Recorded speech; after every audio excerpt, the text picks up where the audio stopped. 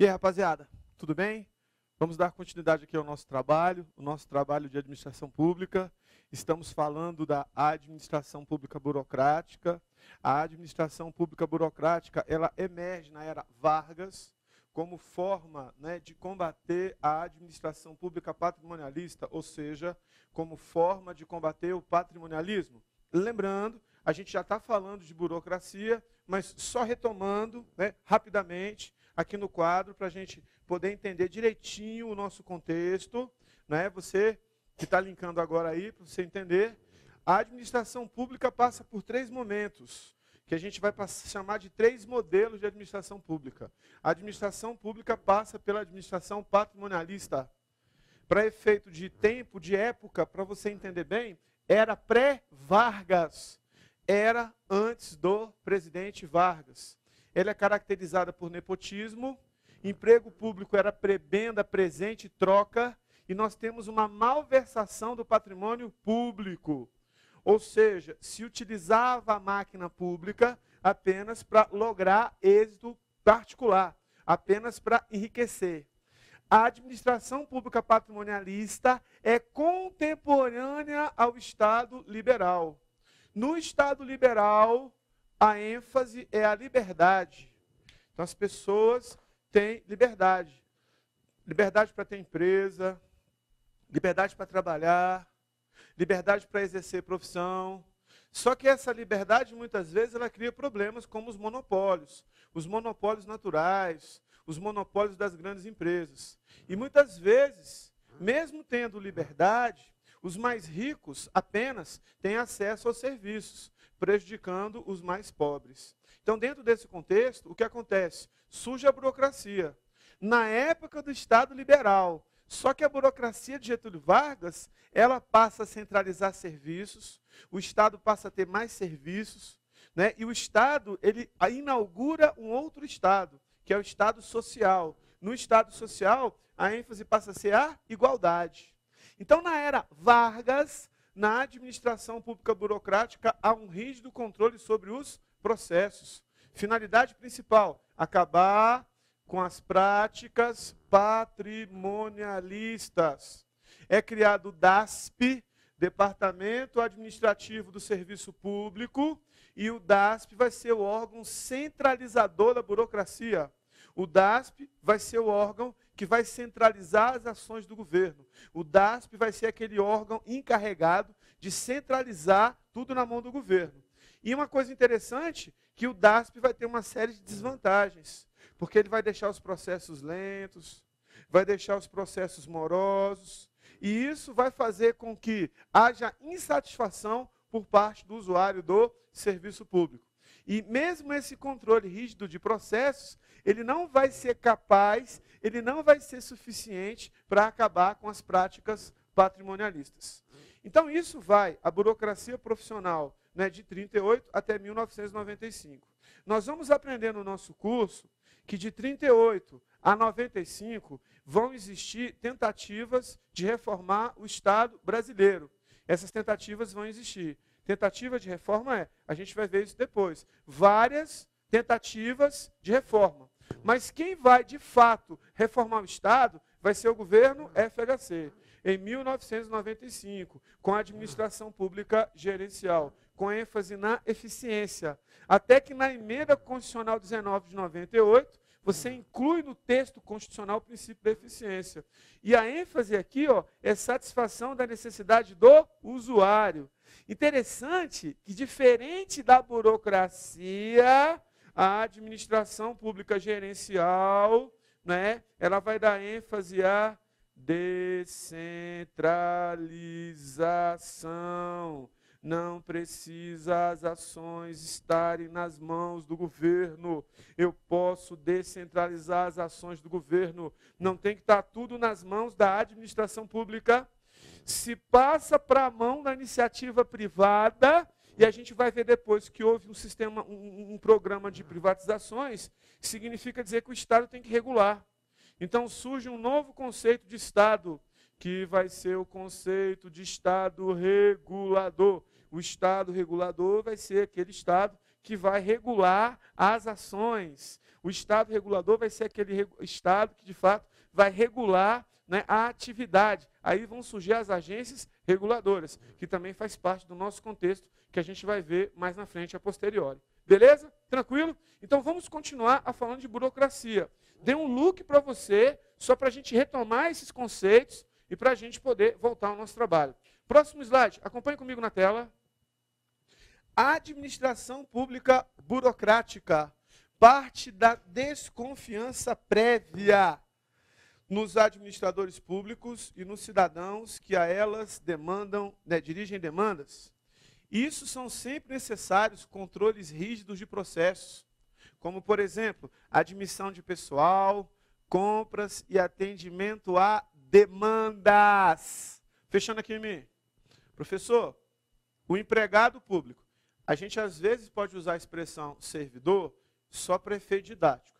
Para ser técnico, a palavra servidor, ela é de 1988. A palavra servidor público é da Constituição Federal de 1988. Para ser mais técnico, para ser mais preciso, Constituição Federal de 1988. Então, o correto é a gente falar empregado. Então, se eu colocar em algum momento servidor aí, é só para efeito didático, tá? O correto é empregado. Mas, nessa época, o empregado público ele era visto com desconfiança. Professor, na era Vargas, o empregado era visto com desconfiança? Era. Professor, por que o empregado público era visto com desconfiança? Muito simples. Se ele entrou, não tinha concurso. Se emprego público era prebenda, presente, troca de favor, troca de gentileza, o que significa dizer? Significa dizer que ele não tinha o mínimo de qualificação para estar na administração pública. E muitas vezes ele era visto como corrupto, estava lá, de fato, para lograr êxito e para aumentar o seu patrimônio pessoal. Como é que você pode ver bem esse empregado? Se você tinha um empregado visto com desconfiança, significa dizer que tem que ter um controle rígido dos processos, baseado na visão, na inspiração de Max Weber, que foi o pai da burocracia. Max Weber, que inspirou Getúlio Vargas, ele concebia a empresa privada semelhante a um quartel, semelhante a uma organização militar. Ele concebia dessa forma, ele via desse jeito. Esse era o contexto da administração pública. Então, raciocina comigo. Se o contexto era esse, como é que você vai ver o empregado, né, aquele que trabalha na administração pública com confiança? Como é que você vai confiar nas suas ações? Como é que você vai confiar na atividade desenvolvida por ele? Não é verdade? É meio incoerente. Aí, volta no slide, quero te mostrar uma coisa importante. Você está vendo aí que você tem uma pessoa, um carimbo enorme, ele está lendo um livro, tem várias coisas para ele carimbar, e você tem uma fila grande. A partir do momento que você tem controle rígido de processo para admitir pessoal, para fazer compra, para atender o usuário do serviço público, significa dizer que isso vai gerar insatisfação, isso vai gerar fila. A galera vai ficar na fila. Significa dizer que o serviço vai ser feito e que a galera não vai ficar satisfeita. Beleza? Fecha aqui em mim. Quando eu era adolescente, criança, não tem muito tempo, anos 70, anos 80, que oficialmente ainda era burocracia. Os programas humorísticos eram da seguinte forma: você tinha uma sala bem grande e você tinha várias mesas com vários empregados, vários servidores públicos. Um papel, um processo, um papel administrativo teria que passar na mão de todo mundo. É como se todo mundo fosse ler e um deferia, aí o outro tinha que deferir, aí o outro tinha que deferir. Então, na mesa desse empregado, você tinha vários carimbos. Claro, como era um programa humorístico, os carimbos eram enormes. Então, o cara tinha que ler, tinha que analisar e dar um monte de carimbo. Aí tinha que passar na mão de outro. Ele tinha que ler, tinha que analisar, passar um monte de carimbo. E por que era assim? Controle. Se o controle do processo é rígido, se o controle da atividade administrativa é rígido, o que significa dizer? Significa dizer que fica tudo muito lento, fica tudo muito moroso. E isso gera insatisfação por parte do usuário do serviço público. E mesmo esse controle rígido, que foi implementado pelo governo Vargas, não foi capaz de acabar com as práticas patrimonialistas. O patrimonialismo continua a existir. Mesmo pós-reforma do Estado brasileiro, que aconteceu em 1995, na gestão do presidente FHC, a gente continua a ter patrimonialismo. Infelizmente, mas ainda tem. Beleza? Próximo slide. Acompanhe comigo na tela. A administração pública burocrática. Veja o camarada aí com um monte de papel na mão aí, ó. Volta-se para si mesmo, perdendo a noção de sua missão básica, que é servir a sociedade. Ou seja, a burocracia representa normas e regulamentos, controle de processos, hierarquia, ênfase à posição hierárquica, a cargo, centralização, tudo na mão do governo. Centralização para quê, professor? Centralização para ter controle. Formalidade nas comunicações, impessoalidade nas relações, meritocracia, forma de governo baseado no mérito. As posições hierárquicas são conquistadas em tese por merecimento. E há uma predominância de valores associados à educação e à competência. Fechando aqui em mim, burocracia, regra, norma, rigidez no comportamento, centralização da decisão, tudo na mão do governo. Por que o processo e por que a decisão tem que ser centralizada? Para se ter controle. Controle das ações do governo, controle dos gastos públicos, controle da máquina pública. Aí interessante, o DASP, que daqui a pouco eu vou falar mais dele, ele vai ser o órgão que vai implantar no Brasil a burocracia profissional. Quem vai implementar no Brasil é o DASP. E uma coisa que o DASP vai implementar é uma política de mérito, chamada meritocracia. O que significa política de mérito? Significa o seguinte: se você vai ter uma política que ainda não era concurso público, onde só vai ser empregado público quem tiver mérito, quem fizer uma prova, quem fizer um concurso. É claro que eu estou falando de meritocracia como política. Concurso público não é da era Vargas. A política de mérito é da era Vargas. Curiosidade, o concurso público, como obrigatoriedade, ele só vai ser obrigatório a partir da Constituição Federal de 1988, a partir da Carta Constitucional. Mas a meritocracia de 1938, da era Vargas, foi importante. Só vai ter ascensão profissional quem merecer. Merecimento. Tem que ter capacidade, tem que ter conhecimento. Cuidado, a gente fala de burocracia, e a gente fala da burocracia profissional, mas o mérito foi um avanço e existem outras características da burocracia que também serão características positivas. Não fique pensando que a burocracia só tem característica negativa. Isso não é verdade. A gente pode até afirmar que a maioria das características da burocracia são características negativas. Tudo bem, mas não posso afirmar que todas as características da burocracia são características negativas. Não posso afirmar isso, essa afirmação seria uma afirmação equivocada. Beleza? Tranquilo? Volta para o slide lá, próximo slide, aliás. Próximo. Burocracia, qualidade. Tem qualidade. Fundamental da burocracia, da administração burocrática, é a efetividade no controle de abusos. Isso pode ser uma qualidade? Com certeza. Defeitos, ineficiência, autorreferência, incapacidade de voltar-se para o serviço aos cidadãos, que deveriam ser vistos como clientes. E na época não eram. Não sei se dá para você perceber no slide que tem uma chargezinha. Olha só. Quando desburocratizarem este departamento, Eu quero ter o prazer de conhecê-lo pessoalmente, Alencar. Com certeza, Almeida. Então você vê, excesso de papel, excesso de papelório, né? Excesso, né? Para quê? Para você, com esse excesso de papel, você controlar tudo. Fechando aqui em mim. Já viu aquele ditado? Tem um ditado que diz assim, tudo, né, tem que estar preto no branco. Só vale o que está escrito. Se você quer controlar alguma coisa, essa alguma coisa tem que estar escrita. Essa alguma coisa tem que estar expressa. Com certeza, essa frase é uma frase da burocracia. Só está escrito, tem que estar expresso. Isso é uma frase burocrática. Daí a charge que eu coloquei para você. Beleza? Próximo slide. Acompanhe comigo na tela. Burocracia.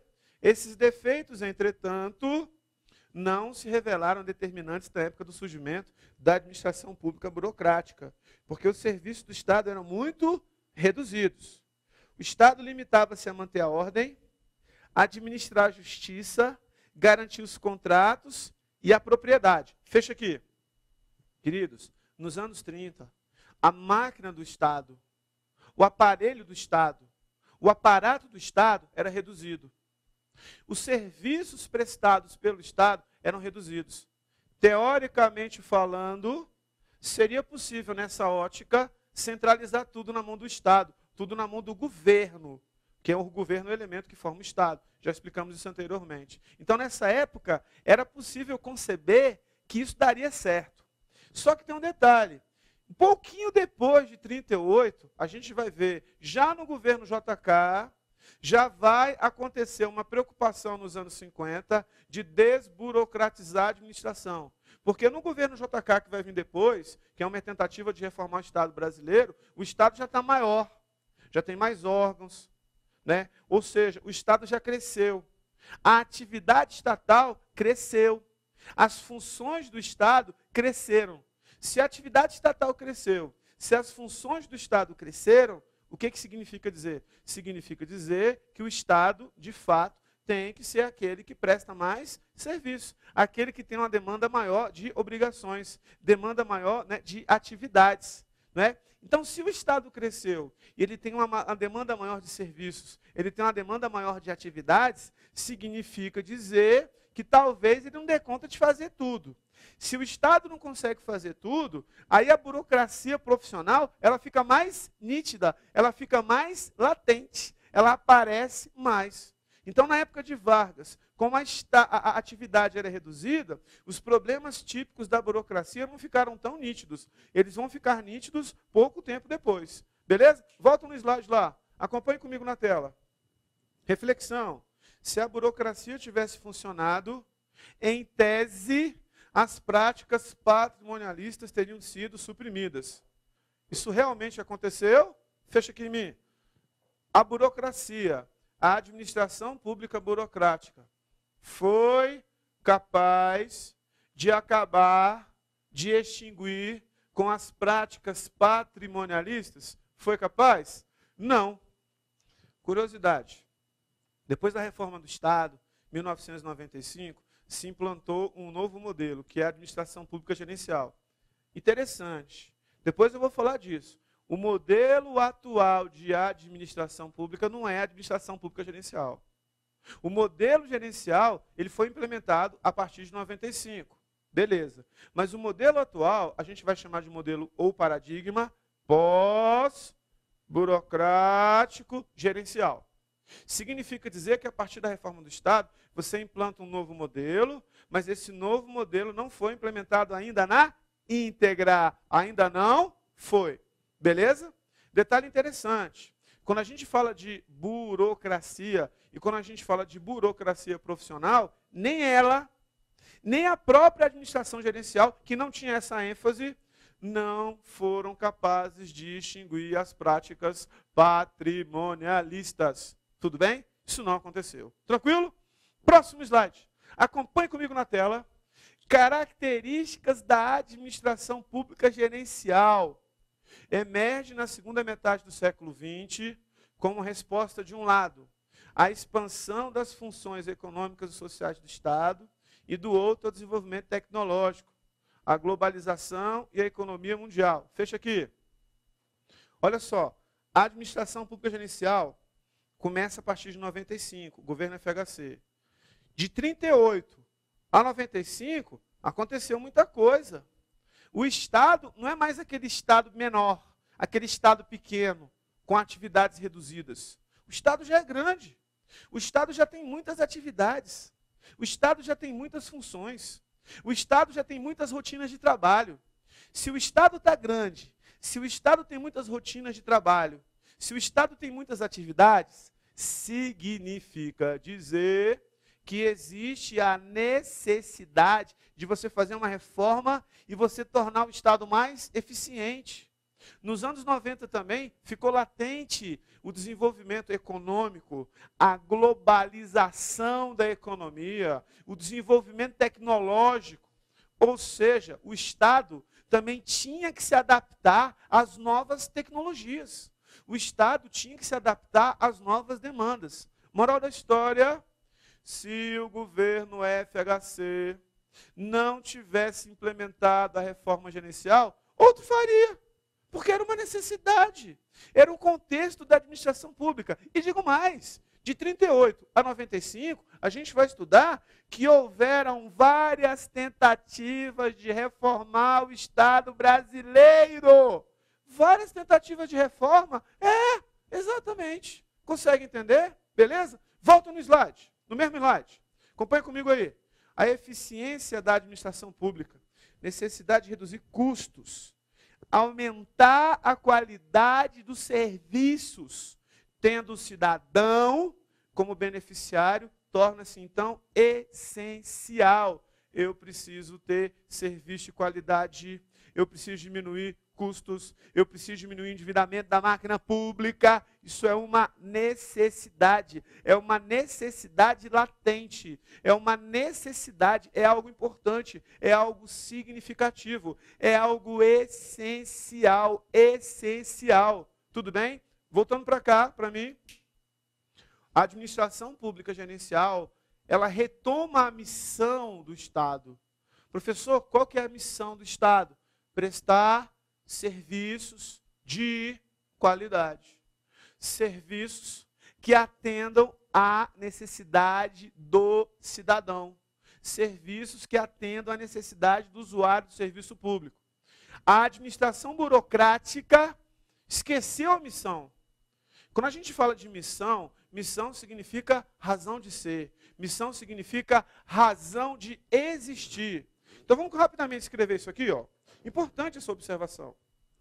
Então, quando a gente fala de administração pública gerencial, a gente vai ver que a administração pública gerencial, né, isso lá em 95, lá no plano diretor da reforma do aparelho do Estado, a administração gerencial, ela vai retomar a missão do Estado, servir com qualidade, ter serviços de excelência, serviço que atenda a necessidade da população. Então, a administração pública gerencial do governo FHC de 1995, ela retoma a missão da administração pública. Missão da administração pública, professor? Qual que seria a missão, professor? Servir com qualidade. Servir com eficiência, de forma que o usuário do serviço público fique satisfeito, de forma que haja satisfação por parte do usuário do serviço público. Curiosidade, quando eu falo para você missão, no sentido de empresa privada, no sentido de administração de empresas, significa razão de ser. Razão de ser. Isso é missão.